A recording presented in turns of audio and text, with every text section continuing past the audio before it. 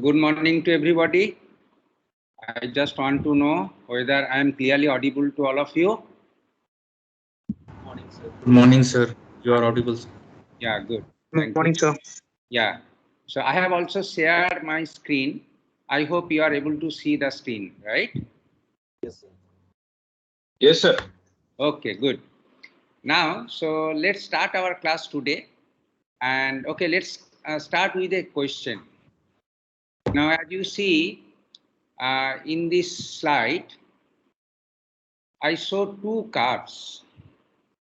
You forget about how these curves are drawn. So possibly you are familiar to such kind of curves, right? As I told you, so it is a symmetric curve, right? And popularly this curve has a look, okay, it is the bell-shaped curve.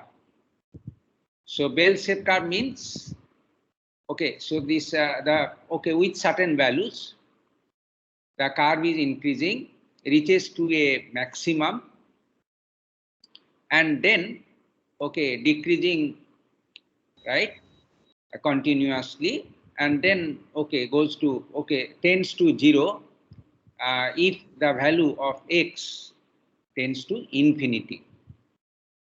So here the range of values that is possible for a continuous, right, variable is minus infinity to plus infinity. So this is clear, right? Now let's see, I have given an equation which is representing a function f and its argument x, where x assumes a continuous value. So it is a typical function which takes the form which is shown here. Now my question is here, what is the, okay, if we know that the range of values of x is minus infinity to plus infinity, so what is the range of values of fx, right? So what is the range of values of fx? Do you have any idea? Okay, I can ask another way, whether fx is always less than or equals to 1, or it is always greater than or equals to 0, or fx can be any value. I have given 3 options. Its range between 0 to 1. Yeah. Yes, sir. It is option A. A 0 to 1. You are telling it is 0 to 1 fx, right? No, sir, it can be greater than 1 also depending on sigma value. That's fine. Correct. You are right. The fx value also can be greater than 1 also. So what we can say that fx is greater than or equals to 1. Or you can say greater than or equals to 0 also, whatever it is, because fx tends to 0 also. So better to say that fx is greater than equals to 0. And again, you see the two curves, okay, in this slide. Now, how the two curves are different? Or what are the parameters which influence the shape of the curve? Anybody? Mu and sigma. That's good. So Variance and standard deviation and mean. Correct. So possibly for the dark line curve, it is having mu greater than the second dotted line curve, right? And also variance. As you see, you can tell which curves has the higher variance, the dark line or dotted line. Dotted line. Dotted line. That's correct. Very good. Okay, so this is the peculiarity of a curve, and we have little bit understanding about this curve. Now I can start discussion about continuous probability distribution. Now let's first start with what are the properties that the continuous probability distribution should satisfy. After that, right, we shall be able to discuss in details about what is the difference between these continuous probability distributions and the discrete probability distributions. Okay, so these are the two objectives we want to learn. So let's start what are the properties of the continuous probability distribution function. Actually, you see, this is not a probability. Whatever the probability it is there, so far the discrete probability distribution functions are there, because in case of discrete probability distribution function, as you know, fx is within the limit, right? It is greater than or equals to 0 and less than or equals to 1. So the fx value lies in between 0 and 1, both inclusive. Now, so this is the discrete probability distribution function, and I told, possibly you can remember, that discrete probability distribution function is also called probability mass function. Now, all of a sudden, why it is termed as mass? Actually, in contrast to discrete probability distribution function, continuous probability distribution function is called probability density function. Now here, the two distributions, discrete in the discrete domain or in continuous domain, can be differentiated by the names or nomenclature, whether PMF probability mass function or PDF probability density function. Now here again, I just want to note, or you can point it out, that mass and density. What do we mean by mass? Mass actually is a total matter that an object may have, right? Mass equals to 0. What it does mean? This means that there is no existence of any matter. So mass, it is like this only, right? Now, what about the density? Now, you know, density is measured by two quantity. It is the mass as well as volume. So, usual formula, it is called that mass per unit volume. It is called the density of a matter. Now, here volume is an important thing are there.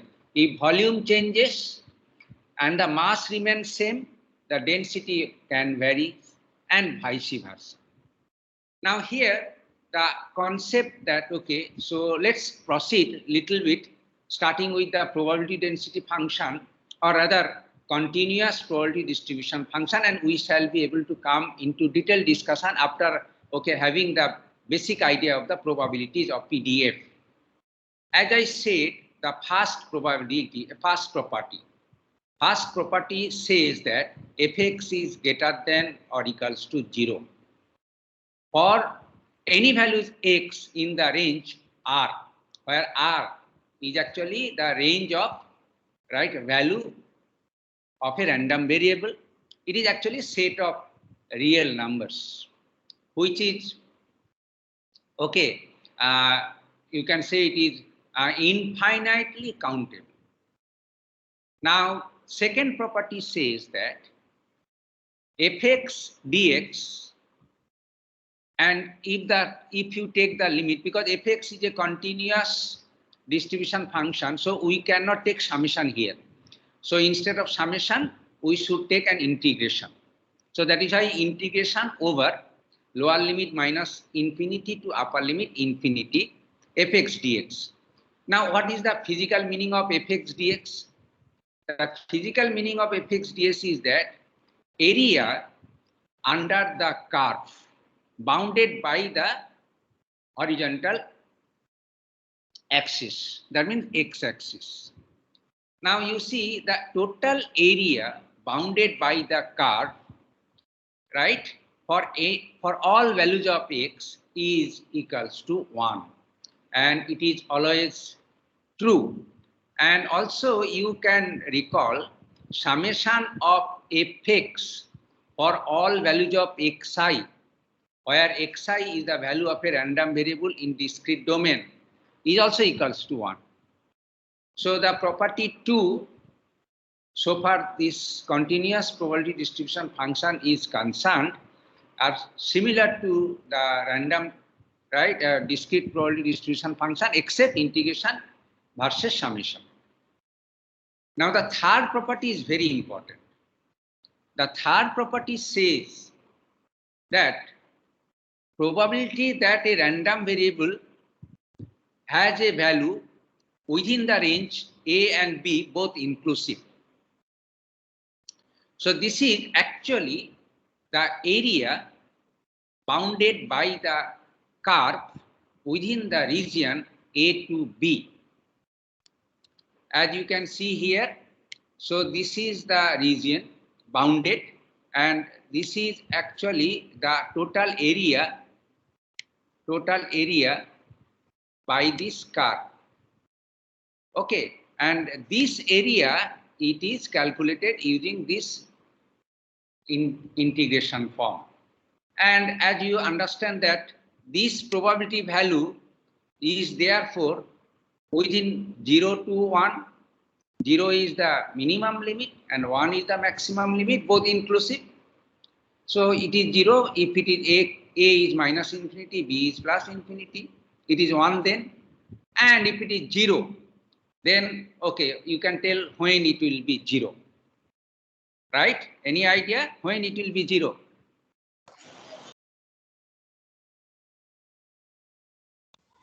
Yes? When A and B are very close. A and B are equal. Equal, sir. Equal, right? This means that, so what is the probability that, so this is equals to say A equals to B and let it be C. So what is the probability of a continuous random variable at any point C? C can be here, C can be here, C can be here. What is the probability? It is 0. It is not that some finite values within 0 to 1.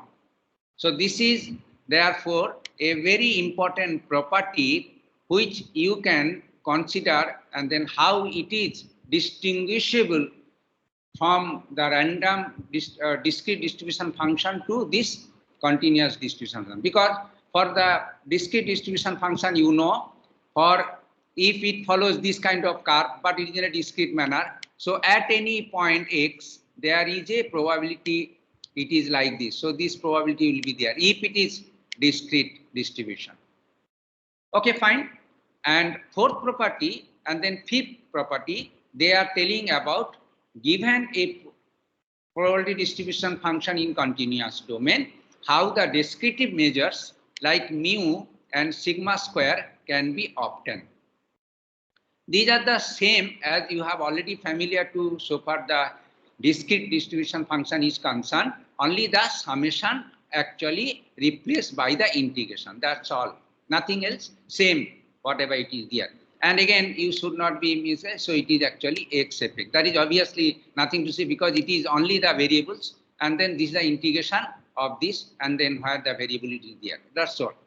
So this is the very important thing that you possibly able to get it from these probabilities.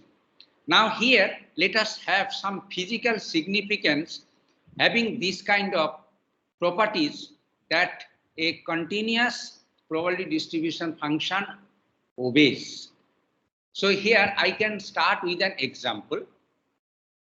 And okay, if I ask you, so what is the probability that, so this number of children, let's say, okay, birth at a time, say it is, okay, say 8:25 minutes. So what will be your answer?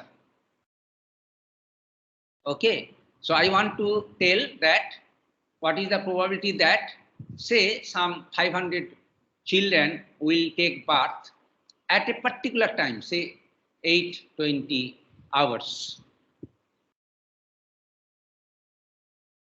That is actually the answer that it should be equals to 0. This is because in a dot time, you cannot take the measure of a birth of a children.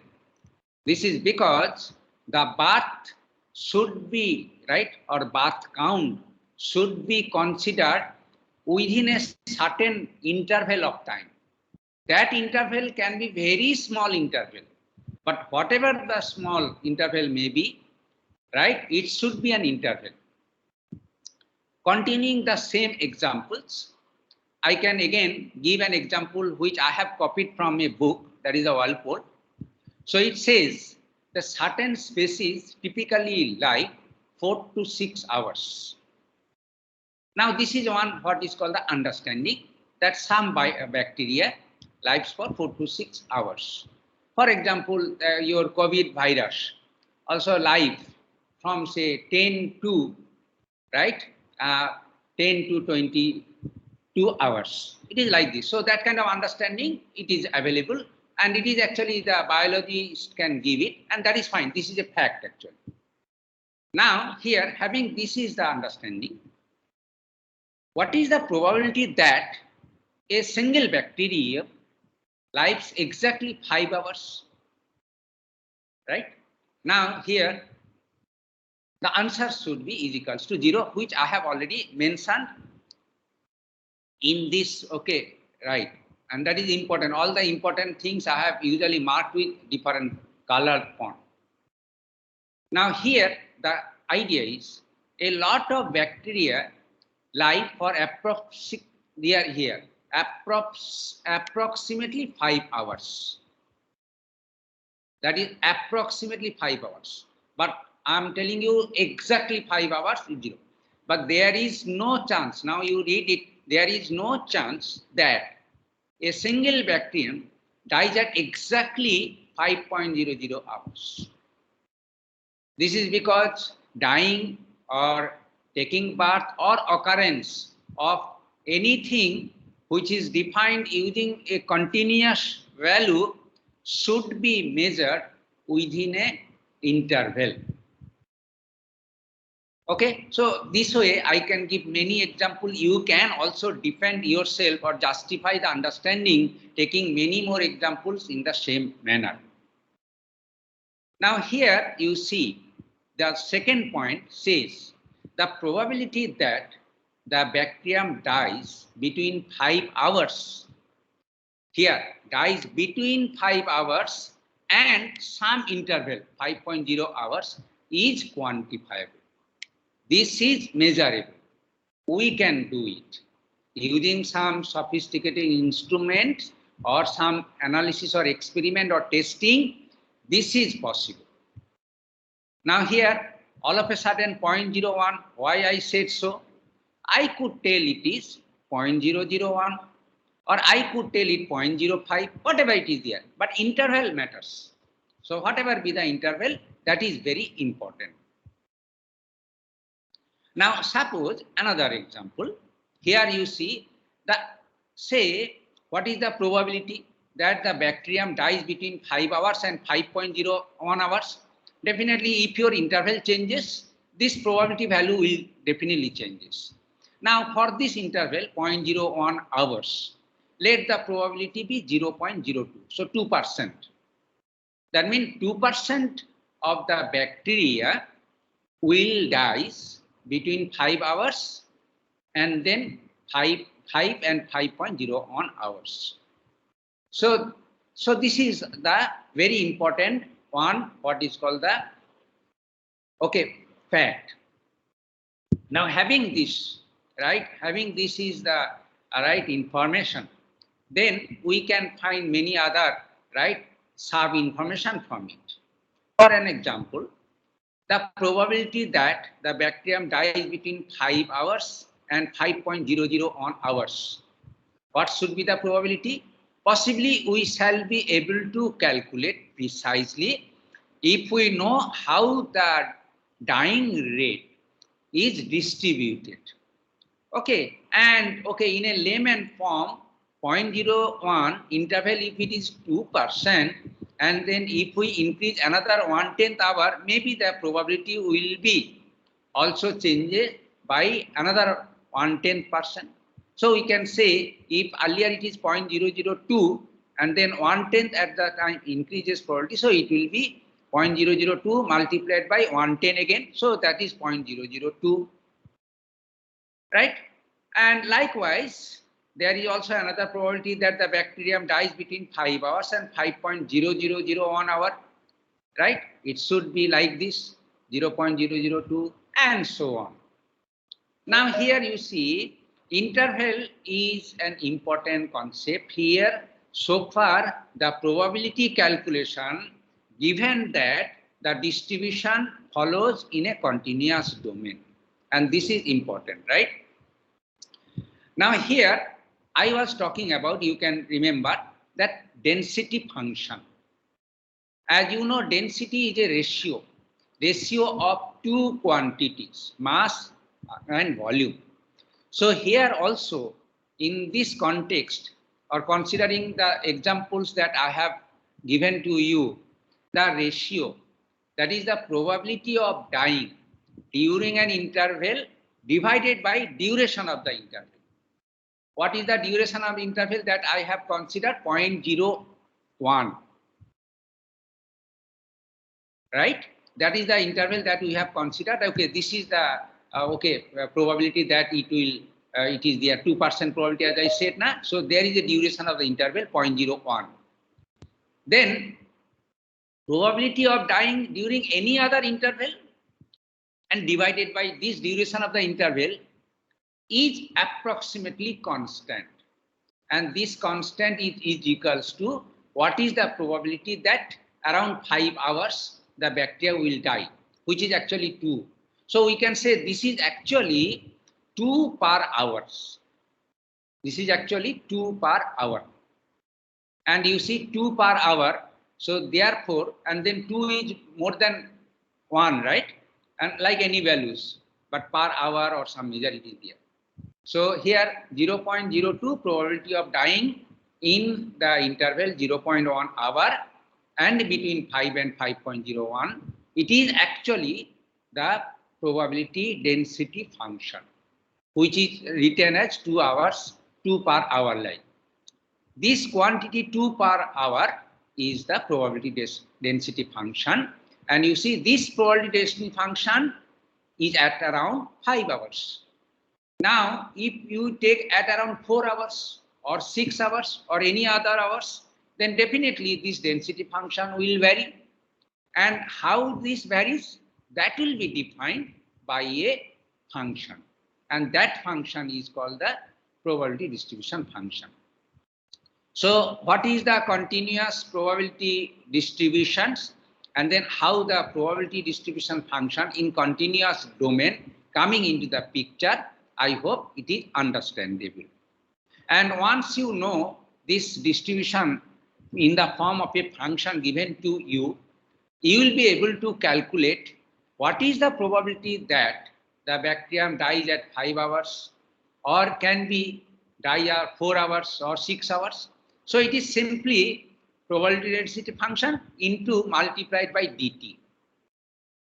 And this is the probability that the bacterium died within an infinitesimal window of time around 5 hours, where dt is the duration of this window.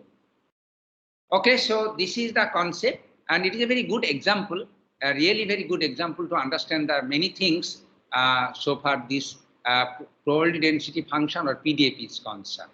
I hope you are able to follow it. If you have any doubt, okay, I can take some doubts from you also. Otherwise, we can proceed a little bit and we can come back also, no problem. Let's go slowly, but our understanding should be okay and good enough, and then we should feel confident. Now here, like the distribution function, it is a special case called the uniform distribution. You can recall uniform distribution also we have studied while I was discussing about discrete probability distribution function or PMF there. Now here again continuous domain, it is also varied. Now here it typically look like this. As you see here, it typically look like this, and here it is a uniform, right? It is a constant. That is why it is okay. And this constant led to the value of C, and this value, you know, it can be any value. And here within this range, the distribution varies. So that means at any instant of x, right? So here it will give you a constant value which is equals to c, right? And so this is the and then curve under, right? Curve. Okay, by this curve it is like this. So you can say it is the curve. It is like this, right? This and this. So it is minus infinity, right? And it is plus infinity, right? And within this range, this function is defined with a constant value, and that is the idea of actually a typically uniform distribution function. Now here we can define this function like this. So the density function of a continuous uniform random variable x on the interval ab is defined by this one minus b by a. This is the b and this is the a, and 1 is the total area. Actually, if you say it is like this, okay, and it is 0 otherwise. And here the x, the value of the continuous, right, random variable varies within the ab, and for other it is 0 actually, as it is shown here. For other it is 0, and within this it is there. Now this is actually so your density function that will define. Now having this density function, we shall be able to calculate many other fact or property. It satisfies this property, integration over whole the things you can easily verify, and that is very important. You see, it is what is the probability that within some range, right, and this one, right, and let it be c, value, and it be d. Okay, so it is c and it is d. So what is the probability? This probability can be calculated if we calculate the area of this portion. So this is the area. Now, so this is the, okay, and it is a constant, you can see, and you can taking the total divided by total, it is actually, you see, d minus c by b minus a. So it is a proportional because it is a continuous only.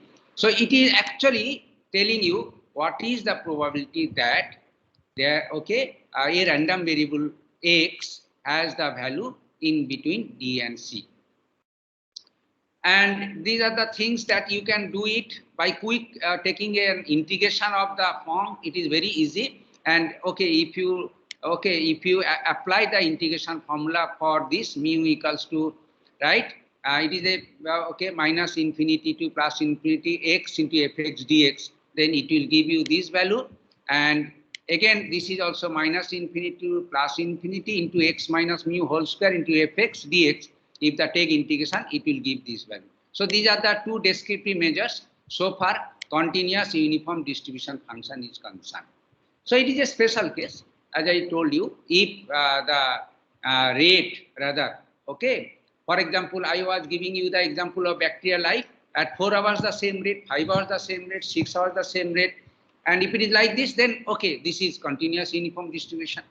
But the bacterial life or virus life may not be just like follow the continuous uniform distribution. They may follow some other non-uniform distribution. And if it is a non-uniform distribution, then exactly the question here is that how we can define such a non-uniform distribution, probability distribution function, we can say, or probability density function. Now, for this purpose, there are many what is called the curves known. Many curves means how they will change. So continuous uniform distribution is a simplified case, is a special case, but in many real life application, it follows some other non-uniform distribution. Now, first of its kind of some non-uniform continuous probability density function, it is called normal distribution. Now, why the name is normal, that is also very important, right? I will tell you why the name is called normal. Now, this normal distribution function is so popular, and then it is okay to honor the name of Gaussian. So it is also alternatively called Gaussian distribution. So normal distribution, Gaussian distribution, they are same. Now, if you plot the graph of a normal distribution, this graph, it is just like a bell-shaped curve. I shown you at the very beginning of today's class one curve that is actually the normal distribution curve or Gaussian distribution curve. Now let's come to the discussion of why it is called normal. For some surprising reason, or even I know for some unknown reason, whatever it is there, many real life application follows normal distribution.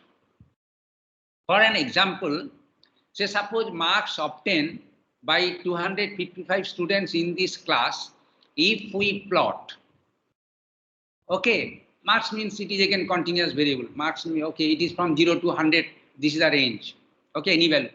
And if we plot the right curve, then you will see the curve, it follows normal distribution line. So likewise, there are many measurements in many areas of application like meteorological experiments, rainfall studies, measurement of manufacturing parts and like or cure, right, of a disease for a given medicine. If you, okay, plot it, then curve will follow normal distribution. That is why they are called normal, because in many real life application, right, all the curve follows this one. And it is very good news for us also, because, okay, we don't have to bother about other distributions in my application or in my data analytics activities, because I assume that normal. So this is the assumption. It is a reasonable assumption, usually valid in many situations, but may not be valid in some special situation for which the another distribution function needs to be studied. Now let's see first that how the normal distribution will look like. As I have already given the idea about, a normal distribution pattern should be characterized with two parameters. So it is actually, it is called two parameter continuous discrete distribution function, or two parameter probability density function also it is called. So mu and sigma. And then it's what I want to say, what is the meaning? So for your sample data, right, if you know what is the mu and what is the sigma, then you will be able to comfortably able to know what is the distribution of your sample data. So that's one. So you have to know about mu and sigma, and then distribution will be, okay, at your fingertips, and then you can use it in your data analytics activities. So this is the thing. And you see E is a constant, right? So here the function is expressed in terms of this one. And here also you note down, I say it is density of the normal variable x. So if it is a density, as you can understand, so at any instant, what are the probability that, okay, so this is a finite time interval, then it can be given, it is like this. Now here in this curve, as you see, the different normal distribution curves, when the two parameters, as I said, mu and sigma, will vary. For the first curve, mu is different as well as sigma is different. For the second plot, as you see, mu for the two curves are same, but variance values are different. And for the third one, the mu, okay, this third one is mu is also different. Sorry, for the first curve, mu values are different, but variance are same. For the second curve, mu's values are same, variance are different. And for the third curve, okay, it is not necessary to mention explicitly that both mu and sigma are variables here. Okay, I mean difference here. So this is okay, fine. This is a common understanding, and all the properties which we have discussed at the very beginning, right, also applicable here. The curve is symmetric, and that is why, okay, because it is symmetric with reference to a value x equals to a, and this value is corresponding to the mean of the sample data. The random variable x can take any value from -infinity to infinity in a continuous domain. The most frequently used descriptive parameters, that is mu and sigma, defines the curve exactly how it look like. And you see the peak or the top of this curve. This is actually represents the mode, and as it is symmetric, it also actually represents the mean location also and the median location also. The mode, mean and median both occurs where the peak occurs. And okay, this is fine. The total area under the curve, it is exactly equal to 1. It never greater than or less than 1 actually. And all other properties are, that's okay, fine. And here you see, this is actually the probability calculation.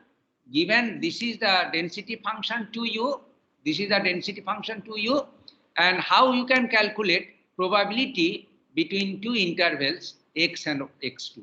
So this is actually the same thing that I told you already earlier. So this is the area bounded by this curve, and that is actually the probability, and that is actually the probability, this one.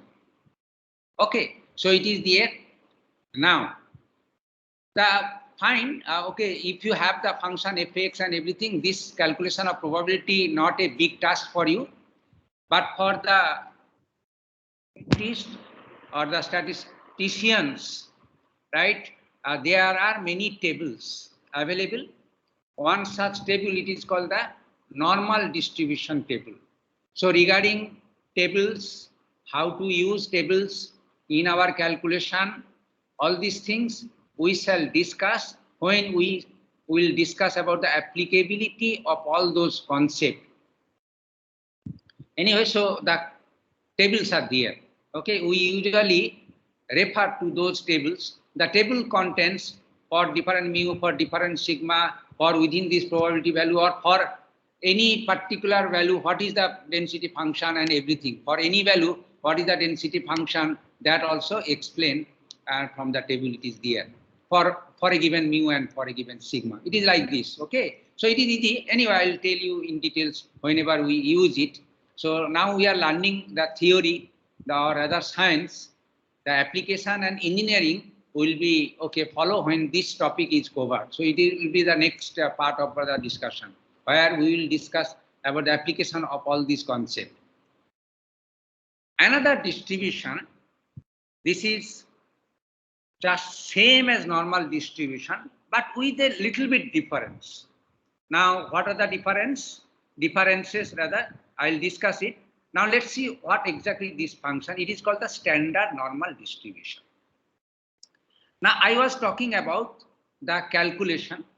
Now you see, if we want to calculate this probability within a certain interval x1 and x2, so definitely you have to go integration, right?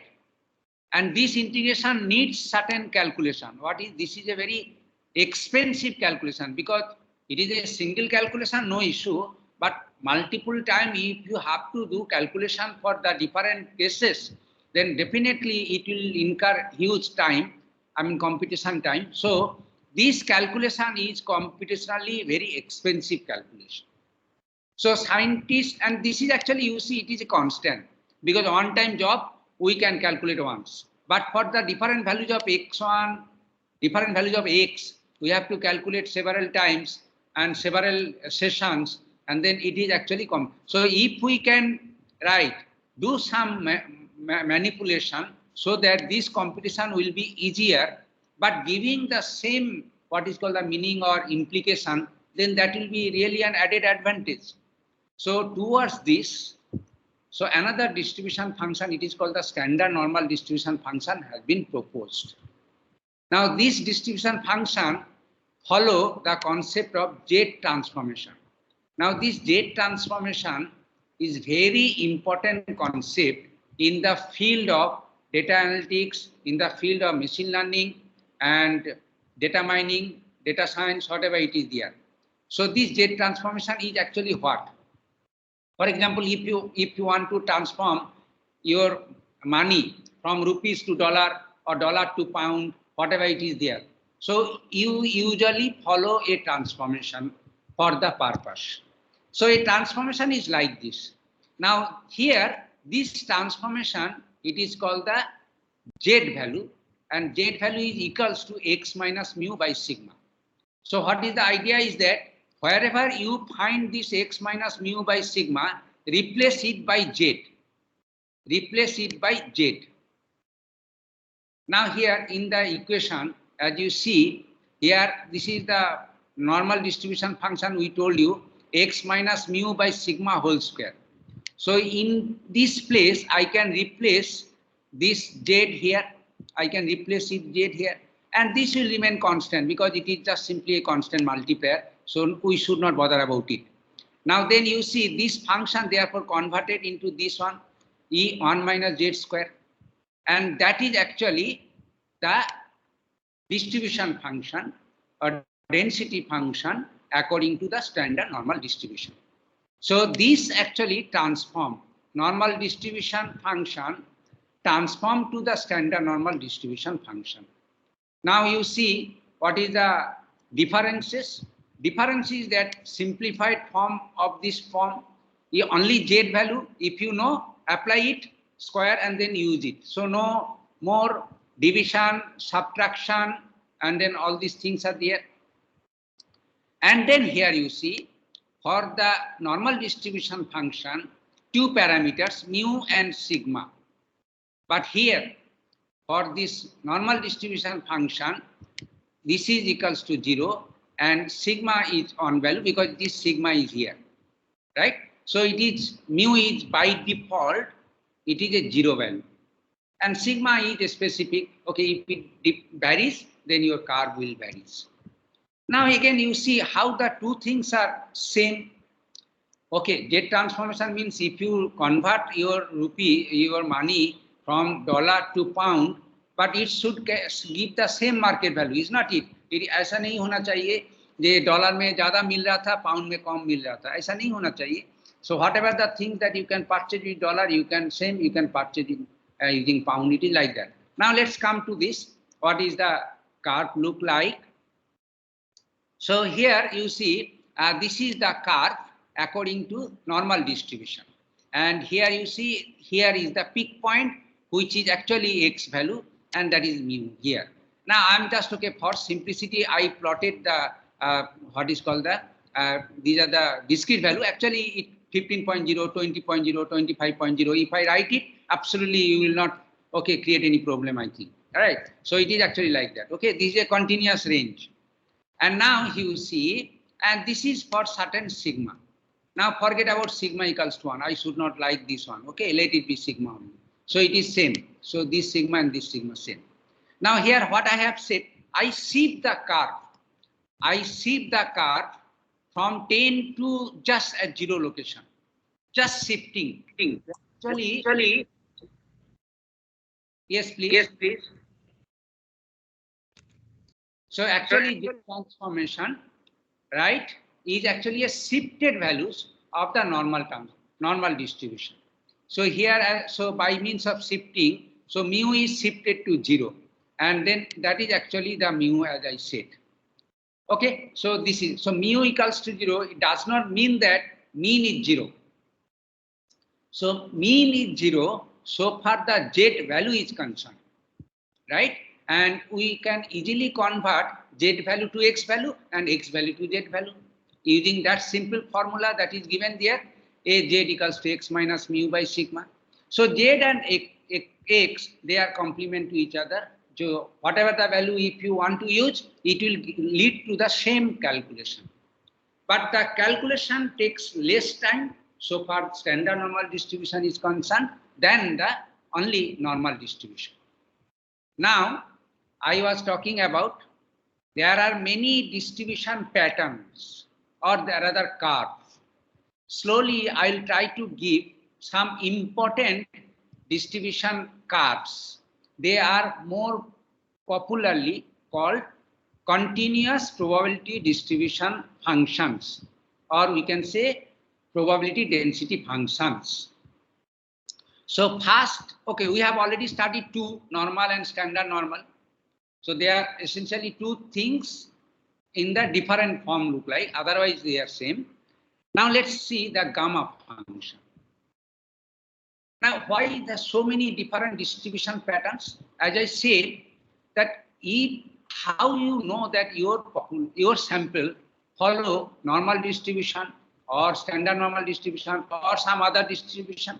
Actually, see, depending on the sample in different application, the different PDFs are there. So you have to know that which PDFs mostly fit your application data, and then you can start with that one. Now gamma function is one, and you see in case of this gamma function, it is defined in terms of alpha. That means if the values of alpha changes, so pattern will changes. And here again, alpha should be greater than 0. Now gamma distribution function follow one gamma function, which is very popular function in mathematics, but I will not be able to discuss this concept of gamma function here. So I'll just simply tell you about the gamma distribution.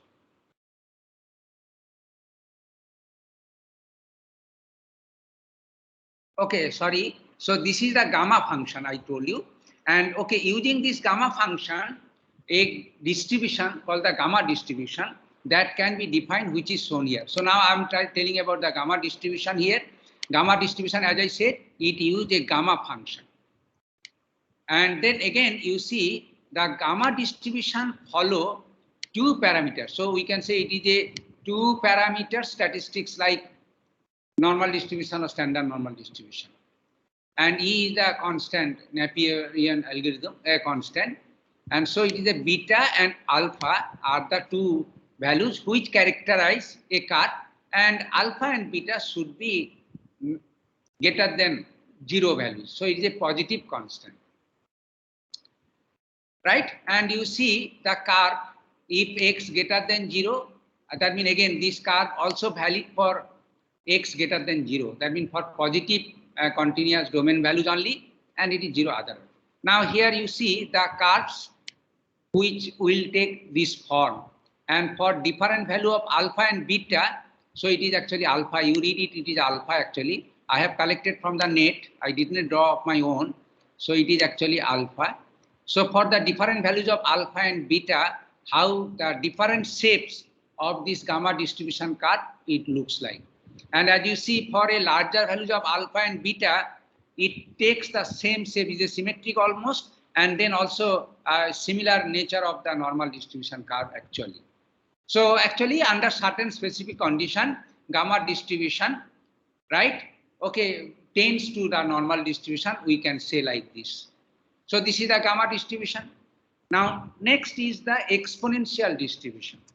Now the again exponential distribution takes only one parameter beta, where beta is greater than 0, and the x value, as you see, it is also x greater than 0, right?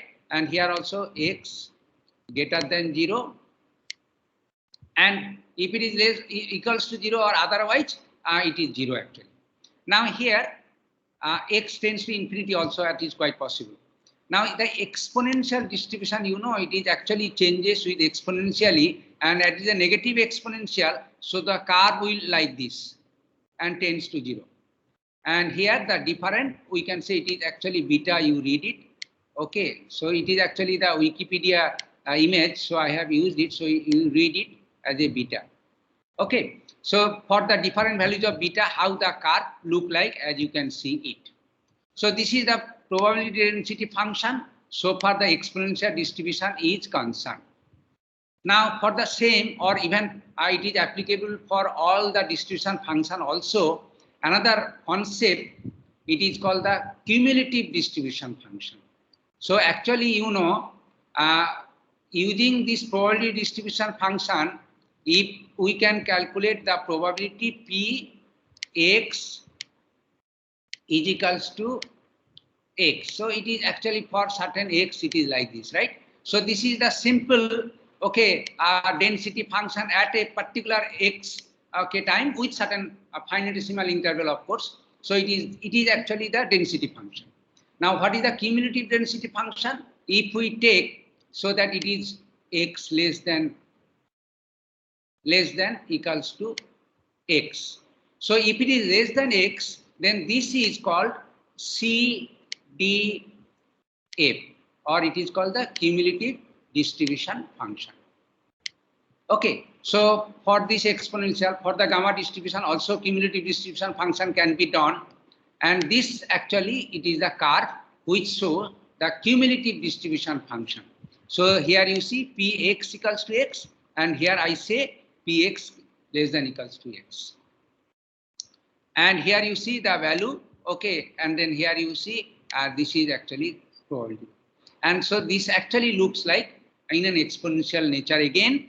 If this pattern is also exponential, this has to be exponential. And for the different values of beta, how this cumulative distribution function, it is like this. So in many applications, the cumulative distribution function is also used, and that is why you have to have the two different tables. One is for the simple, another one for the density distribution, another is the cumulative distribution function. So this is the concept of cumulative distribution function. And another, this is actually exponential distribution, and we have discussed about it. And here you can see many distributive measures like mu and sigma square that can be calculated readily using this formula. Okay. Now, why this alpha is coming? Okay, I think the mean and variance of gamma distribution, because gamma distribution actually it is gamma distribution, right? I have not used in terms in the context of gamma. So it is actually for the gamma distribution, the mean and variance that can be obtained using this one, and for the exponential distribution, the mean and sigma square can be obtained using this one. So this is the gamma distribution for the descriptive measure. This is for the exponential distribution, and this is the descriptive measures that you can have it. Okay, so that is the fact that so far exponential distribution is concerned. Now, one very important because our next discussion so far the data analytics application is concerned, it is called the statistical learning. Mainly in the field of statistical learning, one distribution function is widely used, and this is called chi-square distribution function. Now, say here, what is the chi-square distribution function? What are the parameters?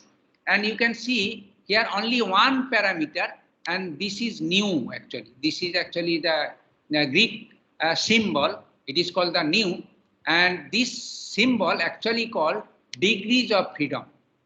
So nu is the degrees of freedom.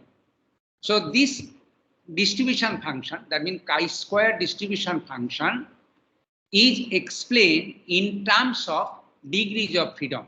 And also another function it also used, it is same as the gamma distribution function. It is like this.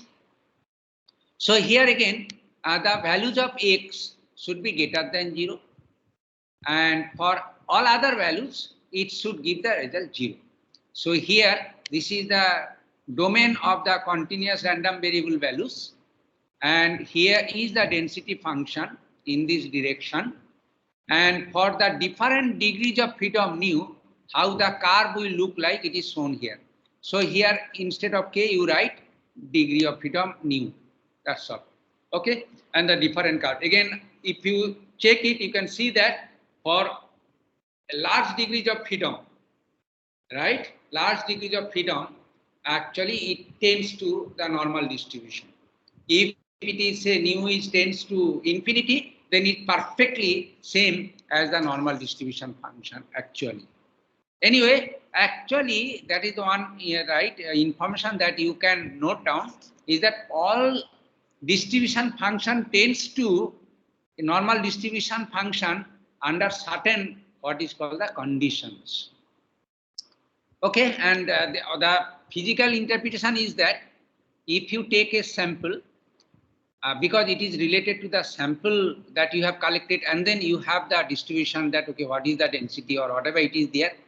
If your size of the sample is very large, and that actually follow the normal distribution, because large population always obey normal distribution without any doubt. And all other distribution function for the large sample size, actually it follows. And then degree of freedom is large, implies that the population size is also very high. Okay, so this is the chi-square distribution, and again for the chi-square distribution, we shall be able to calculate the distributive measure, namely mu and sigma square, which is nu and 2 into nu.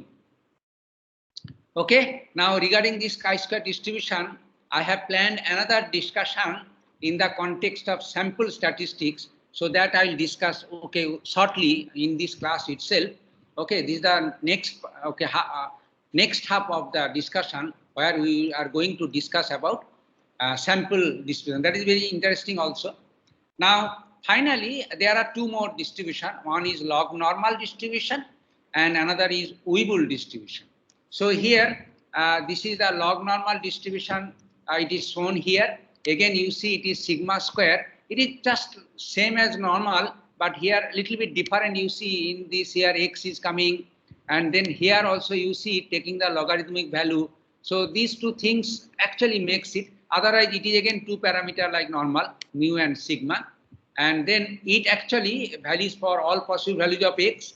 If x greater than equals to 0, it is that, and if s less than, because logarithm of negative value does not stand any meaning, so it is like this one, and this is the log normal distribution.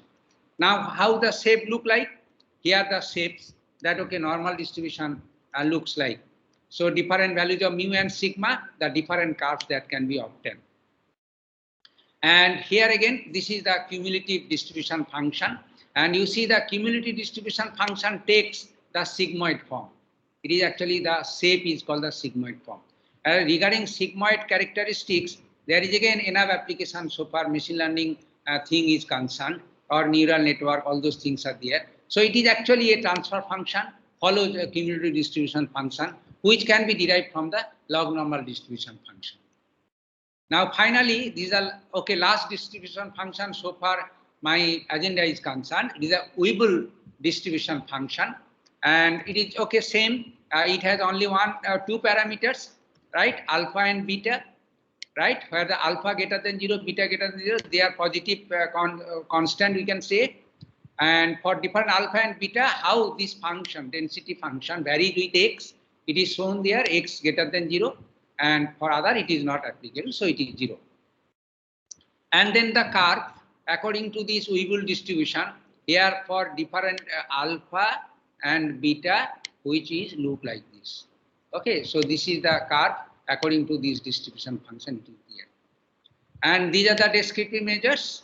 So it is expressed in terms of gamma function, right? It is there. And then detailed derivation and anything, it is actually you can find in the Wikipedia document. It includes all the derivation. If the derivation is not there, Wikipedia will give you the link where you can find the derivation. Okay, so usually books cannot afford to have the detailed derivation. Book also tell you the final result only, but for this you have to search the net, and mainly Wikipedia archive, you can follow it. So this is the Weibull distribution. Now I was talking about the different distribution functions are for different applications. So this Weibull distribution function is widely used on application function so far the product lifetime is concerned. What is the product lifetime? You know, in the field of reliability engineering, the failure of a product. So suppose you have a Sony or you have MacBook, Apple Air, Apple MacBook Air is a laptop. What is the availability of the product, right? Or the reliability of the product, right? Or that failure will occur. So the failure distribution, how it takes. So it can be very nicely modeled using Weibull distribution. So related to the software product or any hardware product or any product, if you want to distribute, then Weibull distribution is the only distribution function which is wide. And this actually again for different product, you have to wisely choose the value of alpha and beta. That is only your task. And definitely you can have a statistics for the different previous history data and everything. And then taking this into a knowledge, alpha and beta can be synthesized, and then you can have the for your product what is the distribution. And then finally the reliability analysis or prediction or the failure analysis or the remaining useful life, all those things also you will be able to calculate based on this concept. there. So this is the concept that I just mention about it. And then I just quickly come to the conclusion. So far the different distribution function is concerned. I was fighting with, discussing about these, statistical, methods. So far the different distribution functions are concerned in the discrete as well as continuous domain. So probability mass function, I hope you have understood. It is actually the function that gives the probability for a random variable and discrete random variable. And it gives exactly equal to some value for a certain values of the random values. So this is also called discrete density function sometimes. But you should not be misguided by again density mentioning here. But to make the uniformity between the two functions, it is called the discrete density then continuous density. But I should suggest you not to refer this name. Better stick to probability mass function or very popularly PMF. Then probability density function, it is associated with continuous random variable, right? And then it is PDF mode, right? And then there is a CDF. CDF is more common so far the continuous distribution function or PDF is concerned. It is, as I told you, it is a range, right? For certain intervals within a certain limit, and this will give you, it is there. So that's fine. So these are the different statistics that we have. Now I'll come to a very important one discussion, right? And it will take around 1 hour or so because around 40 slides are remaining, but it will not take much time because you have already gone through the basic concept, and then learning these things will not be a difficult job. Now say I'm trying to discuss about statistics. Now, what is statistics? I say that, if you have given a data, or rather you can say the sample or a population. So statistics is the descriptive measures. Descriptive measures mainly mu and variance or standard deviation. So they are essentially measure of locations, of central tendency, and then measures of dispersion. So two measures. They are called statistics. Now, if this statistics is related to a sample, but not population, I am repeating again, if these statistics related to a sample, but not population, then it is called the sample statistics. So in other words, what I can tell, a sample statistics tells about what is the mean and variance of a sample. Now you may ask, what is the importance of considering samples mu and samples variation? Because our interest should be on the population statistics only. Now I will tell you the exact reason that sample statistics how or in what way or how much related to population statistics. So now today we can have little bit idea about how sample statistics are related to population statistics. And then first let us see what is the meaning of sample statistics. So this understanding, it is very important. So these are the things that we have already learned about it. And so far the next part of the discussion is concerned, we are going to discuss the basic concept of another distribution technique. And this is, it is called sampling distribution, right? So from this sampling distribution, we shall be able to find the sample statistics. And then definitely the application of the sample distribution, and then what are the challenges and issues with the sampling distribution will be touched upon quickly. Then there is a famous theorem. Your study of statistics will remain incomplete if you don't understand central limit theorem. And again, many interviewers, they like to ask questions from the central limit theorem. That means if you have very strong funda about your statistics, means you know exactly central limit theorem very confidently. And then we'll discuss about why this central limit theorem is so important in the field of statistics, and we'll discuss about the applications.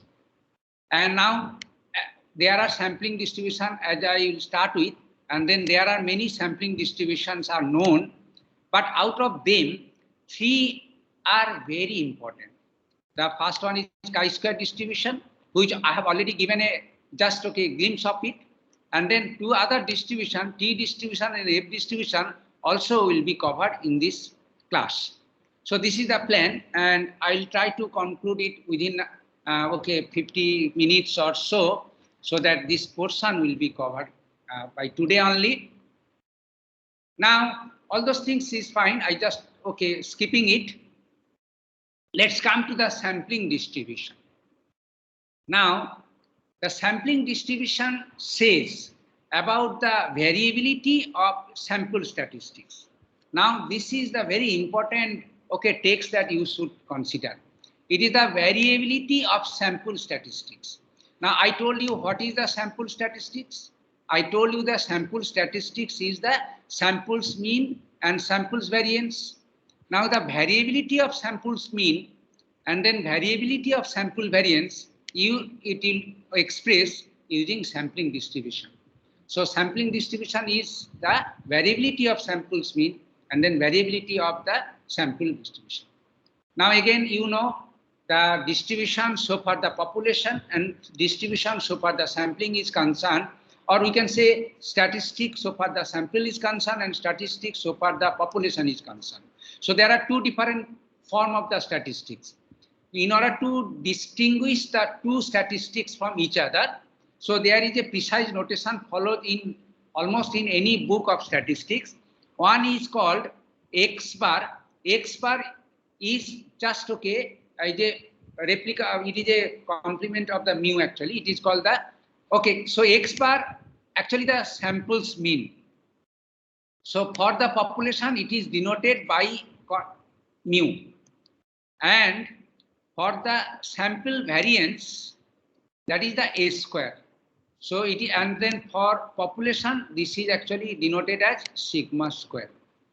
So here X bar and S square are actually your sample statistics. That means samples mean and sample variance.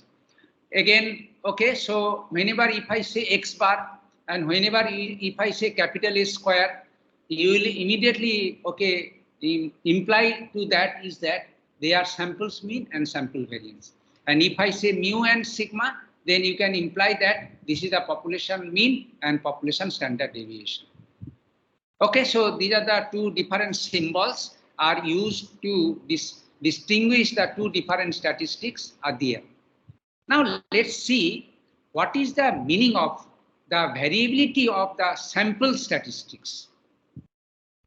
Now I am just going to give an example. So this example can help you to understand the concept.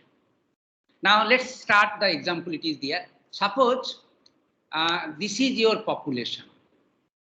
Your population consists of 5 identical books. So look alike balls, sorry, not books. So 5 identical balls. They are of same size, same look, but their weight is different. So the smallest one is weight 1 unit and the largest one is weight 5 unit.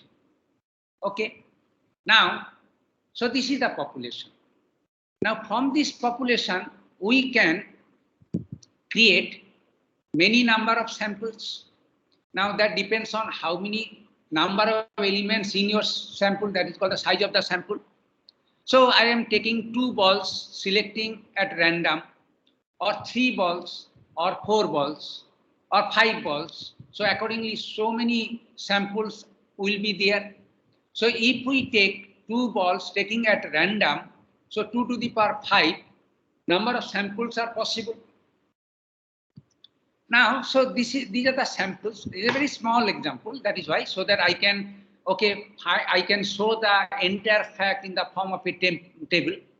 Now, for each sample, right, you choose the sample at random, and here you see that is once you select a ball from the population, then it becomes sample, and for the next sample selection, you return all the balls to the right population and then select again. So repetition is allowed. Anyway, so the different samples, as I said, from the 5 different items, taking any right values, okay, it is actually 2 to the power 5. And what are the different samples that you can have? So the first sample, which first choice take 1 and then second also 1, because it is a quite possibility. And this is the samples. So these are the different samples that you can take it. And here in this, they are the mean of the sample. That means mean weight. So here, this table includes altogether 25 samples mean. And then that is fine. So this is actually the samples means data collection. Now let's have little bit, okay, extension about it, that, okay, let us have a plot of this. This plot, you can say histogram, or this plot, again, you can say the distribution or frequency distribution, whatever you can say. I'll not mind for that. So here the distribution means how the mean varies with the different, right, values are there. Now here is the distribution. Now what is the distribution you see? So this is actually sample mean. So how many samples are there, for example, here, so that the mean is 1.0. So the frequency count that can be done from this table itself. And as you see, searching the entire table, only one sample having the mean, this one. So I can say 1. And then, okay, so it is actually divided by total number of samples, then it will give you the probability that we'll select a sample from the population, which mean will be this one, 125. So this is actually the probability, right, of the sample selection from the population. So 1 by 25. And similarly 1.5. That means from the table again, how many samples are there, which has the 1.5 as the mean. As I see, only 2 samples are there. So 2 by 25 and so on, so on. So this is the what is called the variability of the samples mean. And this is in terms of, okay, frequency, okay, with respect to the total count, it is there. So probability lies there. Now here, if we plot along this direction, either x bar or fx, so okay, it is fx. So this is actually, if you plot it fx bar, right, along this direction, and here the samples mean along this direction. So it is again in the continuous domain, right? And here we see, although they are actually the discrete value, because here on 1.0, 1.5, 2.0, these are some discrete collection of data we can say, but actually it should not be discrete, because if you take a very large population and then sample size is also very large, then definitely it can take any values like, and this is a very small set, that is why it is, okay, surprising idea, okay, it is coincidentally it is coming. Anyway, so if we plot it, so this is the curve actually. Now if you see, this curve will look like a bell-shaped curve, it is like that, right? And it is actually follow normal distribution pattern, if I say so. So this is actually the sampling distribution. That means how the samples mean varies with the different samples into consideration. So this is the idea of the sampling distribution. Now again, as I told you, there are, okay, so depends on sampling distribution is not an easy task to have it. And this is the example, a toy example, where the size of the population is very small. But if your size of the population is very large, then your sampling distribution really very tedious job for you. Then again, size of the sample. In the previous example, I have considered a very small size of the sample 2 only. But if the size of the population is large, then definitely size of the sample also will be large. And not only that, the number of different sizes of the sample also will be there.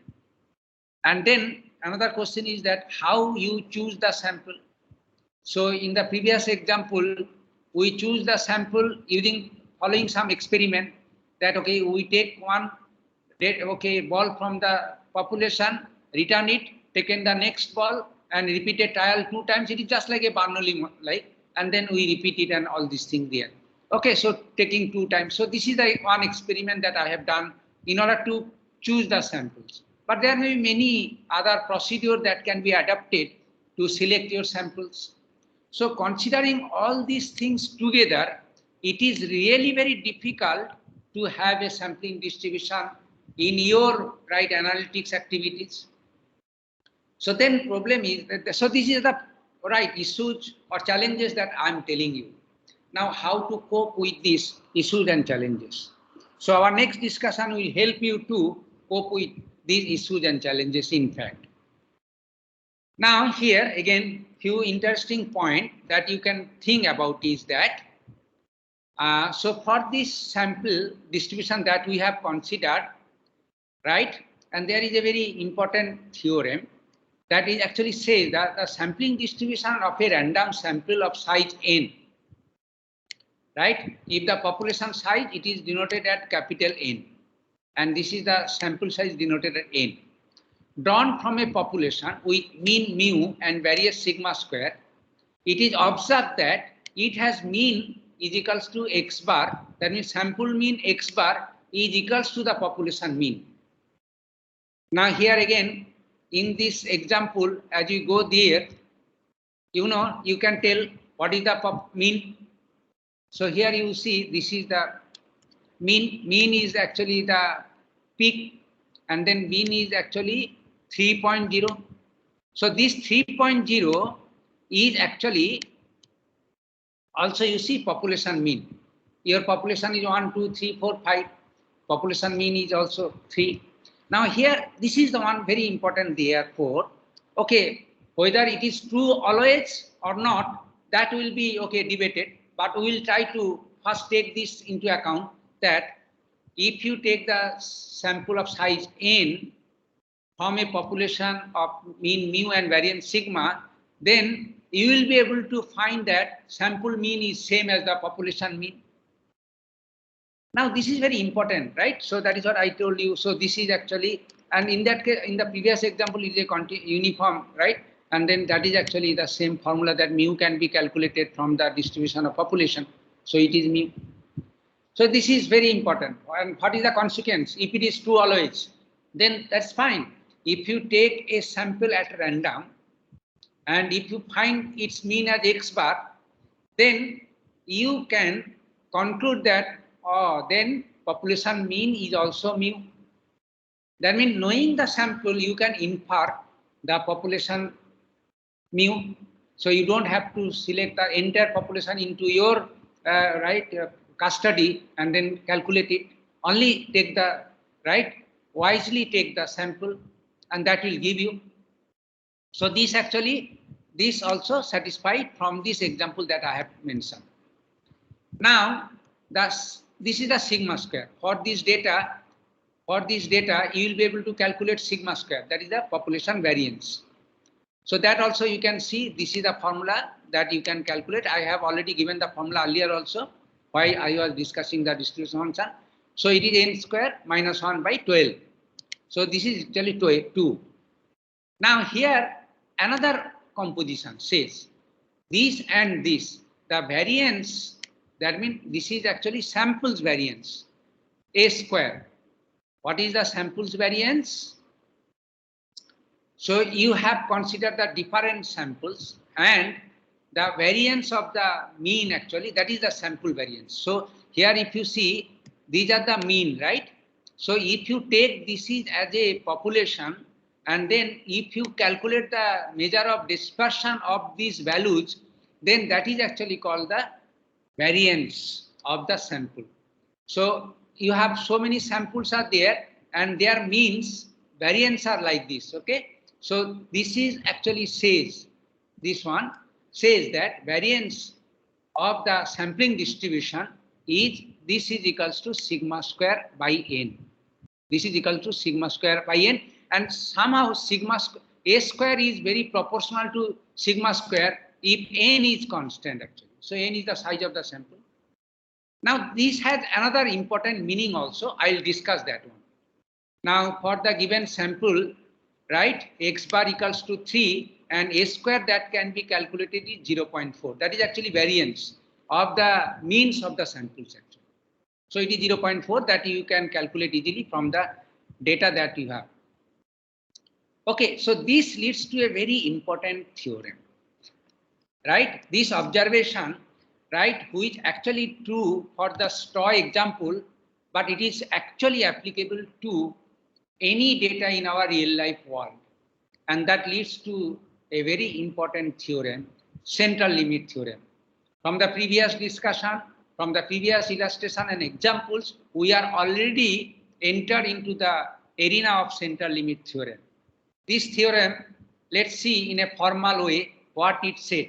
It is a breakthrough theorem in the book of statistics.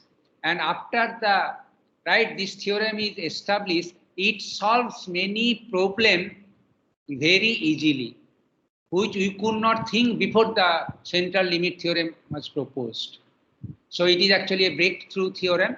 This theorem says, if random samples each of size n are taken from any distribution with mean mu and variance sigma square, then the sample mean x bar will have a distribution approximately normal with mean mu and variance sigma square by n. So which I have discussed, elaborated, it is expressed in this form of a theorem. So it is actually the central limit theorem. So central limit theorems, the significance of the theorems is that from a sample, you will be able to conclude about population mean.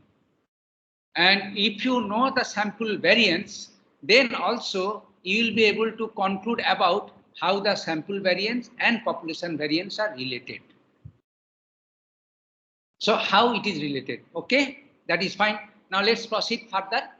So central limit theorem, whether it is applicable for any sample or not, that is again question. So the answer says that it is applicable, but comfortably it is applicable if the sample size is large. Now that is actually, people say that it should be greater than 50 or so. If your sample size is 100, then you can say that it is very good, right? Then you can apply central limit theorem. But if it is say 10 or 15 or 12, then you cannot be so much confident. So your confidence level will be, okay, poor there. So the confidence level will increase if the size of the sample increases. Now this has another meaning of this here, which can be shown in this graph. Actually, see sample variance sigma square by n. There are two important things actually, the value of sigma and here. If you collect a population, right, where the variability, the population variance is very large, then sample variance is also very large. Then if you take a sample, then your mean not be so much confident. So far the population is concerned. On the other hand, sigma square by n, if n is very large, then sample variance s square is also very small value.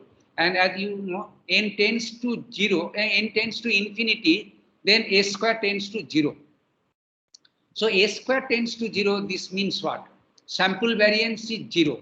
This means that there is no, right, okay, you cannot discriminate two samples so far their variability, because the two samples, if you select at random, they are same.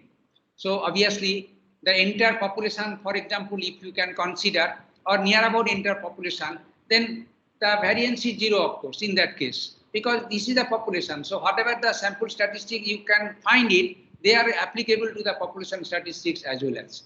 So this actually called the standard error.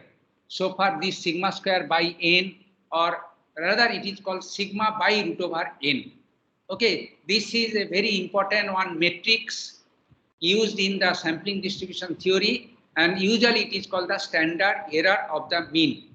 So standard error of the mean will be high if variance of the population is high, or it will be low if the sample size is very high. So this is the concept, and that is the central limit theorem. And I hope you are able to understand that what is the usefulness of the central limit theorem. It is, central limit theorem says that if size of the sample is very large, then you can conclude comfortably about the population mean from the samples mean calculation. That is very important, and that actually leads to a very important, right, concept. And there are few more important application of the central limit theorem. Now here the sample distribution, as I said earlier, they follow normal distribution. Actually, the fact is true. I mean, it is true, but it is true if your population also follow normal distribution. What I want to say in other way, that if your population follow the normal distribution, then definitely your sample distribution that you can have also the normal distribution. So sampling distribution and then the distribution as a whole, so far the sample data is concerned or any population data is concerned, they are okay in some way leads to the same right window actually. So that way, so no need to discuss especially about the other right how the sampling distribution pattern it is there. So let's follow that it is follow the normal distribution, or more precisely you can say standard normal distribution. Now we have already learned about central limit theorem. Then this Z transformation can be little bit alternatively expressed into this form. Now this is very important. This is very important. Here you see. Here X is replaced by X bar. What is this X? It is actually population data. Now if you come to the sampling distribution, then your population data actually the simple mean. So X can be correlated with X bar. And this is the mu same as population mean as well as simple mean, because central limit theorem say that this is same. Now this is S. I replace sigma by this S. So if it is the distribution so far the population data is concerned, then this is the distribution so far the sample data is concerned. And as you know, central limit theorem S square says sigma by root n, and so it is like this. So sigma by root n. So here is the contribution of the central limit theorem, which says that S square equals to sigma square by n, or S equals to sigma by root n. And this is actually the second contribution of the second central limit theorem. And first contribution is that population mean and the sample mean are same. So two contributions. Now with the binding these two contribution, our Z transformation can be expressed this way. Now this is a very important formula which we shall use in many calculation, and you have to remember it. If you forget this calculation, then many problems that will be given to you, you will not be able to solve it. So you have to keep it wherever it is there. Okay, use it, and we can remember it because it is so simple. As you are first time checking it, so maybe that it is a little bit difficult to remember. But repeatedly, if you use it, then it become very easy. So X bar minus mu divided by sigma root n. And that is the genesis of the things it is there. Now I can tell one example so that you can remember these things very comfortably. Say we have conducted a quiz test for the course CS61061, and it is found that the mean of the scores mu equals to 90. So there are 300 students, and then I have taken the test, and then mean value of all the scores is calculated. And I found it is equals to 9, very simple program that you can do in R or Spark or Python, you can do. And also standard deviation is found at sigma equals to 20. That means that is the variability. So with reference to mean, so one student got 70 or maybe the variability is 20, it is like. So around mean it is actually there, it is so fluctuation. So this is there. Now suppose what we can do is that all the students who enroll in this course are randomly assigned to various sections, and suppose a section of student 100. So depending on the entire population, it can be so many. So here actually the size of the sample 100. I can make it into section 20 sections or 10 sections or whatever it is there, and consider that each section are of same size. So sections are actually sample. Now a particular section is selected at random, and then its mean is checked. And suppose you find the mean as X bar, because this is actually a sample, and you find that for this section, X bar is equals to 86. So it is actually samples mean, actually you can say. Now, what is the standard error rate? That means whether 86, how much with error? So we can calculate it using central limit theorem, sigma by root over n, 20 by 100, or we can say 2%. So that is actually okay. So it is actually, if we convert into the percentage form, it is actually 2%, it is there. So that is actually standard error rate, means, so this is the 86, that okay, it is a 2%. Obviously this error rate is not so large because 2% error, it is there, we can say it is there. Now another question, that is that what is the probability? Now I'm telling again probability calculation. Getting a mean of 86 or lower.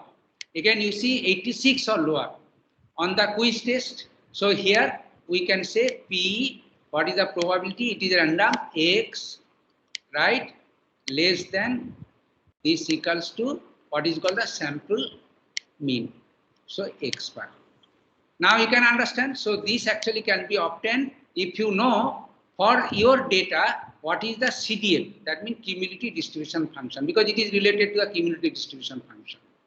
Now I told you that okay, this cumulative distribution function can be obtained from any statistical table, and from the Z transformation also you can calculate it. Now let's see how we can do it, because there is a table, normal distribution table is also there, and standard normal distribution table is there. You can use either directly in terms of X or directly in terms of sample Z also. So let's see the Z value calculation. We can calculate Z value using this formula. Given this sample S bar and this one, sigma and everything, all the data it is there. We can calculate this one.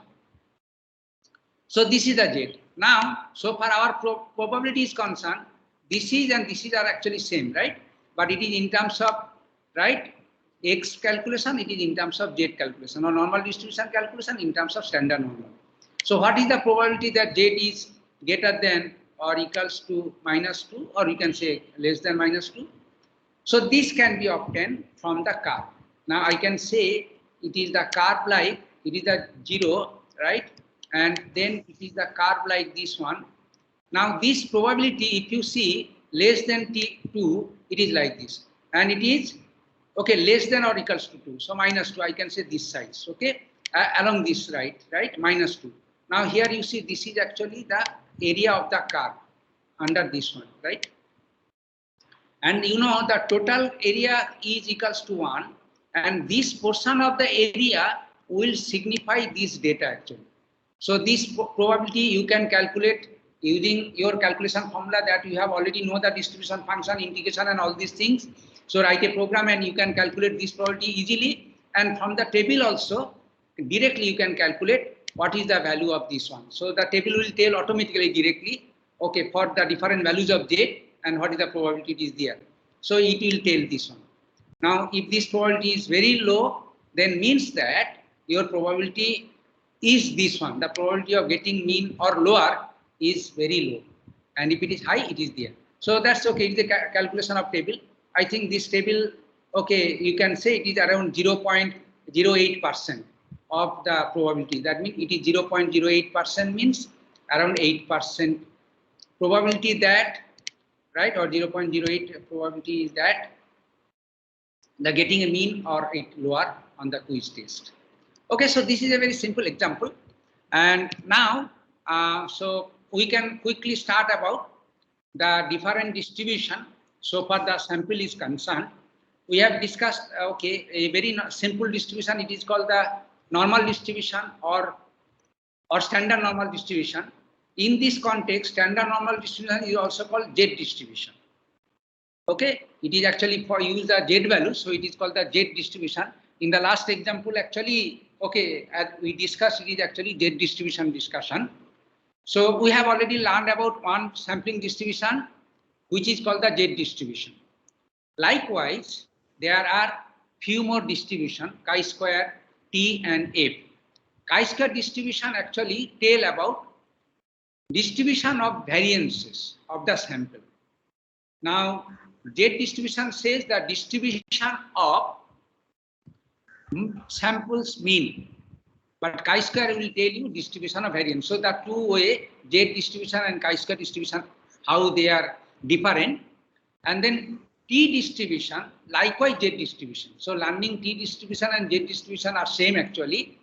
It is actually for the small size of the sample it is applicable, where the distribution again Z distribution, T distribution, both actually distribution of samples mean, but it is actually the distribution if normally distributed random variable. Okay, if they follow normal distribution, then only T distribution, but Z distribution can also, okay, if it is okay slightly deviate from the standard distribution also it is there. Anyway, we will discuss about the T distribution and how the T distribution or in what context the T distribution is applicable. Now F distribution, actually all these Z distribution, chi-square, T distribution, they work with the only one population. But in many data analytics application, the population may be 2 or more. If 2 or more populations are given to you, for an example, in a school, there may be 10 different populations from each class. Again, under each class, there may be 4 or 5 sections. So again, you can understand 10 into 4, total 40 populations are involved. And then we can collect the data, say score distribution or like this, and then we can derive some conclusion from it, data analytics activities. Then definitely we need some other treatment. So here F distribution is used for the multiple population data.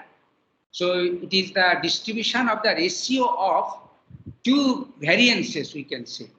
So then it is called the F distribution. Now let's quickly discuss about chi-square, T and F, and then we can conclude our class today. So first I was going to discuss about the chi-square distribution. Now we have already studied the chi-square distribution while I was discussing the continuous probability density functions there, right? So it is same actually, but I'll give a detailed insight about that distribution, how that distribution derived and all those things are there. So it is a little bit more depth study about that chi-square distribution we can say. Now chi-square distribution, the name is chi-square because it expresses the distribution using as a chi-square form. This is a Greek letter chi. Now here you see, say suppose x1, x2 and dot xn are n different random variables. x1, x2, xn are the n different random variables. And these random variables, okay, so any random variables as you can say from a normally distributed population, mean and sigma square. So they are applicable to this kind of population, actually it is there. Now, so having these are the n random variable, you can understand it is not that only single random variable, it is the n different random variables. I can tell you one example. Say suppose your data is characterized with different attributes or different features, right? And then one is the age is the one feature, another is the weight is the other feature. Now for each attribute or feature, we can plan one random variable. That means what is the probability that age will be equals to this, or if it is a continuous domain, age is okay within this range, whatever it is there. Similarly, weight, continuous domain, what is this one? So they are random variable. So they are random variable, that is because that they are defining the multivariate data. Multivariate data means with multiple attributes. Anyway, whatever it is there. So here chi-square distribution say that I-square equals to what is the Z value corresponding to x1, what is the Z2 corresponding to x2.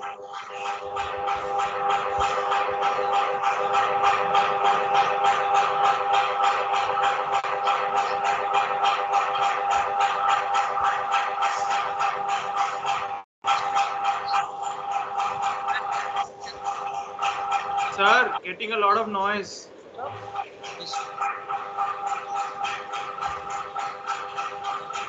Sir, getting a lot of noise, sir. Ankur Kumar, please mute yourself.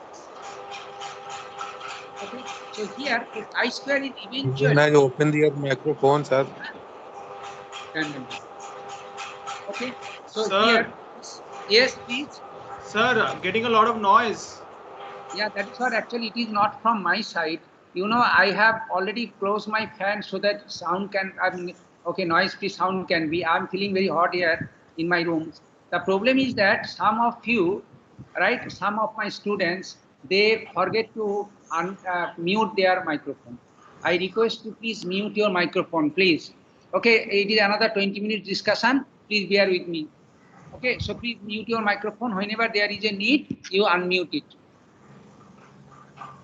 Now, so this chi-square is also a random variable and random variable of a distribution. And usually it is called the chi-square distribution. So this way a chi-square distribution comes into the picture. So what is the formula that we have discussed? Actually, it will give you, this will give you 1 fx. So this chi-square will be give you fx, right? And this fx again, this fx, okay, I can tell you this fx will be with some okay, this fx will be with another parameter, and that parameter, as I discussed it, it is called the nu. So this parameter is called the degree of freedom. Now here the total n, right, random variables are taken into consideration. So this is called the chi-square distribution with n-1 degrees of freedom. So this is the formula by which this can be calculated a value for this fx, knowing the different random variable values, selecting in different random samples. So this is the idea that chi-square distribution come into the picture. Now here I can tell you that chi-square distribution, how it can be mathematically calculated from the data that is given to you. That means if you have given a sample, you will be able to calculate this chi-square value easily from the sample itself. And this is the one important theorem, right? So chi-square distribution for sampling variance, and that is why it is called the sample variance, how it is coming. So chi-square is equals to n-1 into a square by sigma square. Now how this formula came? This formula came from the direct calculation from here, and little bit derivation or simplified form is this one. So if you take this into account, because it is actually, z value. So all z1 square, z2 square, this one, summation I equals to 1 to n, and this will give you the calculation, this one. So here actually I have given the calculation, it is there. So chi-square equal to z square, this is, and this is a sum of squared, this is actually x minus x bar. So x bar is the sample mean, and x is the random variable right value. And if we take it this one, and this is actually, if you see, a square, a square, or actually a square, this is equals to, a square is variance, right? So if degree of freedom is n-1, so a square equals to 1 by n-1, and then it is actually summation of this x I minus x bar and then whole square. Okay, and this is actually called SS, sum of square, right? Sum of square, right? It is SS. So it is SS by, now see, a square equals to this one, then here SS is equals to n-1 s square. So it is here, right? n-1 s square and divided by sigma square. So this is actually, if you derive it, then it will give you this calculation straight away from there only. And so this is the chi-square. Now this chi-square is actually for a given degree of freedom. The degree of freedom, as I said, n-1 or nu. And if you plot the curve, taking the different random variable values and then plot it, the curve which will look like, which you are already familiar to, so for the chi-square distribution curve I gave you there. And for very large values of n, that means degrees of freedom, if it is large, then it is almost, tends to the normal distribution pattern, it is there. And again, there is a theorem which you have already, mentioned, that mean of this distribution is nu and variance is 2 nu. Again, it can be derived, right, using the simple integration formula that is there. And while I was discussing the chi-square distribution, you can recall, there also I mentioned it is nu and 2 nu. So it is the mean and it is the variance. So standard deviation is root over 2 nu. Okay, so this is the distribution pattern. So for this chi-square value is concerned, and it is the chi-square distribution, it is there. Now the curves are non-symmetrical usually for a smaller values of n, and it is skewed to the right. So it is actually, if you see, it is the right skew, it is there, okay? And a chi-square value cannot be negative since they are the sum of the square, because it is actually this, right? Chi-square cannot be never negative because it is the sum of the square. The mean of the chi-square distribution is nu and the variance is 2 nu. That is very important observation. And when nu is greater than 30, the chi-square curve approximates the normal distribution. And in that case, we can write this is z equals to chi-square minus nu divided by 2z. So here actually that is why this z distribution, actually distribution of this chi-square, this is actually the variance. That is why chi-square distribution tells you the distribution of variance. That is very important from here, right? Why it is called the distribution of variance? I hope you are able to understand this one. So this is also very important, right, one, that you can get it from here, and actually it is the concept, it is there also. Okay, so this is the concept that you can think about it. And here, the common use of the chi-square distribution is to describe the distribution of the sample variance, as you have already told you. And here, so this actually the sample variance calculation that we have used it. And then this actually the variance of the distribution of the variance of the sample. Now here is an example. So for the application of chi-square value is concerned, it will help you to learn about it. Say suppose, okay, machine which produce, okay, balls, right? And it's supposed to produce the ball of 100 grams. So it is a ball manufacturing machine. And it is desirable to have minimum deviation of 0.01 gram. That means machine produces ball. It's not that accurately 100 gram. So some may be 100.01, some may be 100.02, 100.5, and these kind of things are there. Some may be 90.99 and so on. But it is desirable that it should have this variance. So if the machine within this variability, then we can say the machine is okay. Otherwise, if we go beyond this variability, that means then machine is faulty. Now here 15 balls produced by the machines are selected at random, and from the sample you calculated, this is the AS value. That means from the sample you calculate what is the variance, right, of the sample. So it is the sample variance within the sample. Now what is the probability that the machine will produce an accurate ball? That we will be able to calculate if we apply chi-square value. So here chi-square calculation, here this is S value that is given there, and sigma square actually it is allowable, this is 0.01. Now putting this value n is 15 here, and this actually can be right, and then it can be, so this is the chi-square value. It is actually a distribution value. Chi-square value, as I said, it is greater than 1, whatever it is there. So it is a 21.875. So that means this is the sample with this variance. It gives that this is the value that it can give it. Now there is again table like normal distribution, then chi-square table is also there. So chi-square table tell the probability distribution function versus chi-square value.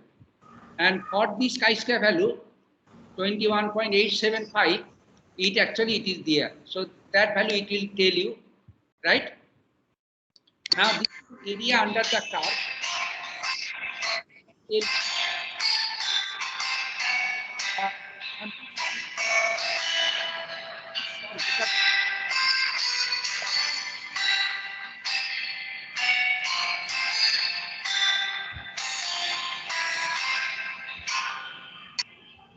that is the sample variability that you have calculated this one, right? Okay, so it is okay. This is for the chi-square value that you have calculated from there. Okay, so this is the chi-square value that you have calculated. Now this probability can be calculated from the chi-square table. I'll show you how to consult the chi-square table if you don't know, right? If you know, then you can find it directly from there. And this probability can be calculated from the table, and it can be observed. I have checked it that it is 0.082. So 0.082 probability. That means 8% is the probability that the machine will produce machine will not produce an accurate form. So error that you can say it is around like this. So this is the idea about the application of chi-square value. Now let's quickly touch the t distribution. Now here you know the z distribution we have already used it, and this is the z distribution. But for z distribution to be applied in your data analytics, you should have these are the known value mu and sigma. That means population mean and population variance. Then z value can be obtained. But actually, you know, population mean sometimes suppose you have to obtain it, but this population variance is very unlikely to know from the population because it is very difficult, right? So the idea is that if this is known, this is unknown, then from this one, two unknown is not possible to calculate. But if we assume that this is known and this is unknown, then we will be able to calculate this one from the z calculation or what. So this is actually a equation, is an equation, and so many metrics are there, and if two metrics are given, other metrics needs to be calculated. So three metrics are involved as you see here, then you can calculate it. So this calculation requires known value of sigma, which is not possible in many applications. Rather, many applications we know S value. That means samples variance. So if we replace this sigma by Z, then it will actually give you the t distribution formula. Now here in formal, right, in formal sense, the t distribution express, this is the formula that is there. Now here is a t distribution in terms of Z, and it is a chi-square divided by degree of freedom. So t distribution is a very complex one composition actually, but after simplification you will see how it look like. So t nu, that is actually t distribution formula. It is Z by root over chi-square nu by nu. Nu is the degrees of freedom. Now this actually can be done more simplification, and here is the expression that you can have it, and after simplification replacing chi-square and Z and everything into the formula. So this actually the t formula, right? And this formula after simplification you can get it there, x bar mu by s root 1. So as I told you, so if the t distribution is like this formula, it essentially, this is the formula, it is like this. And here you see mu if it is known, and mu if it is not known, but sample variance is known, then you will be able to calculate mu if you know the t distribution or whatever it is there. So here x bar and s, they are known, right? Mu needs to be calculated, and you will be able to use the t distribution there so that we can calculate the unknown or population mean. So that is the applicability of t distributions are there. And then f distribution formula, little bit complex it is there. And the formal definition of distribution, it is like this. So as I said, it is applicable to two population. If the two population having degrees of nu1 and nu2, that f distribution formula is actually chi-square nu1 divided by nu1 divided by chi-square nu2 divided by nu2 for one population, first population, for second population. Now again, this formula can be simplified little bit, placing x square and nu value there. So if it is replace all these value here for two population, it can be simplified to this form a. So s1 square by sigma square divided by s2 square by sigma square. Now here you note s1 is the sample variance, sigma 1 is the population 1 variance, s2 is the sample 2's variance, and sigma 2 is the population. And it actually the ratio of the two variances. If all those are known, or if one population variance is known, then other needs to be calculated, then f distribution is applicable to that calculation. So this is actually the theoretical foundation which I want to discuss, that what are the different distributions are there and how they can be useful in many applications, and their application is very important. The application will be, okay, we'll discuss the application of all those statistical methods which we have learned in the last 3 classes, including today's class. So mainly Z distribution is used when population variance is known and we want to learn the population mean. So this is the application of Z distribution. Now here, likewise, Z distribution, T distribution is also to hypothesize the population mean. Here, population variance is not known. So that is the difference between Z distribution and T distribution. In case of Z distribution, population variance assumed, but in case of T distribution, population variance is not given, but you have to infer the population mean. Chi-square distribution is to infer about the population variance. That is a unique one. And F distribution is two-value population, which is actually analysis of variance is not possible to cover because of the shortage of time. So we will not be able to discuss about the application of F distribution, but we will be able to see the application of Z distribution, T distribution, and chi-square distribution. And although the application is in the field of statistical learning. So our next topic that we will cover the statistical learning, that will be from the next week. But the problem is that next week is on Thursday, and statistical learning discussion needs a huge what is called the time and effort also continuously at least 4 hours. So if we plan 1 week, then only I will be able to cover it. But in this week, only 1 hour class is remaining. So if we start it again after the test window, that is from 6 to 9 of September, there will be test window. That during that period there will be no class, right? Only the test. So 9th September there will be short test 2 of this course, and then day after tomorrow, Thursday. Therefore, I don't want to take any class, so that it is actually I will not be able to complete it. So this week, today is the last day. Class. So next Thursday there will be no class. Okay, and you have to prepare it. Rather, I will prepare tutorial so that I can forward it to you so that you can start it. Okay, it will take by Thursday. I can do that so that you can take many problems. How the different questions can be there, and then you can think on the different problems, solving problems like this one. Okay, so this is the good book, Walpole, and you can. I hope you have already consulting this book. If you don't, please try to use this. That is very useful book that you can find it. And then slides are fine. I have already uploaded the slides, and few updation is there. So updated slides will be again uploaded today, so that updated slide you can find it there. Okay, thank you very much. And So, yes, please. do we not have class this Thursday, 2nd Yeah. September, or next Thursday? This Thursday there will be no class, and next week also there will be no class. But this Thursday 9th actually test. So it is from 8 to 9. Yeah. This Thursday instead Yes, of sir. class will be there during the class period only 8 to 9. I'll give you the instruction and details about the test and everything in due time, well in advance. And syllabus of the class test, sir?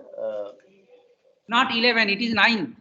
I think. No, I'm asking syllabus of the class test. 11. Okay, then it is 11. Hello, I'm asking about syllabus. Oh, syllabus. Yeah.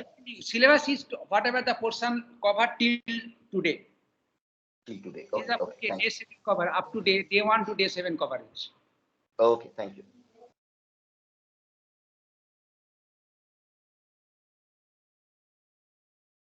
So test on 9th September, right? 9th September morning, yes.